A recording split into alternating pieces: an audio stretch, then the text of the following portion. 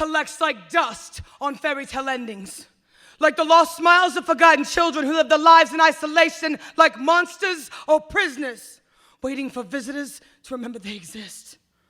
Not long ago, I walked into a crowded McDonald's in Baton Rouge, Louisiana, saw this girl working finger to bone, scrubbing dried ketchup, mustard, onions off old Formica tables, bagging up the careless trash of people who don't look twice in her direction. I wanted to make her feel special, worthwhile. I wanted so badly to see a smile on this face burdened with the undue lines of her reality, with the tired lines of normality. I just wanted something important to say to this face that reminds me of a miracle. You see, hers is a face that reminds me of home. She and my brother share a chromosome. They each have 3 at 21. It's called Down syndrome. Before he was born, I prayed vigorously, almost dangerously, that he would be born healthy, a father who art in heaven. Please let this child be normal. I didn't understand then. Sometimes in life, God gives you more than you bargained for, but it's never more than you can handle. As long as you look to him for solutions and you're not asking for reasons why. Because Dylan, man, he didn't happen to us. This beautiful little boy was life and needed more than anything for his family to be strong. It took me too long to realize that the gift of our family is strength.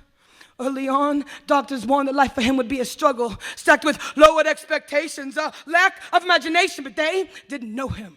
Couldn't predict what he'd become. Hadn't seen him speak to ghosts and dance with imaginary friends. Shit, y'all.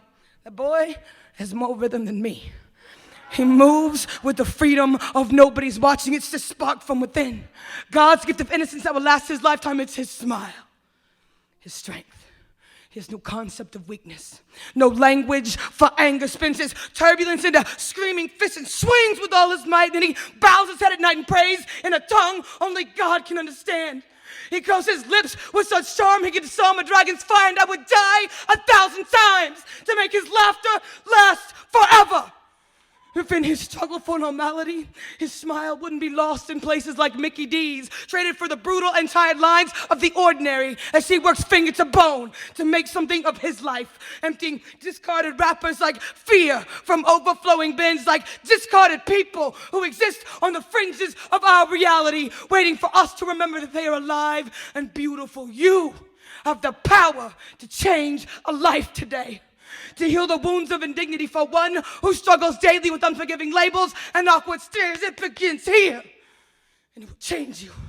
So smile and speak and love fearlessly.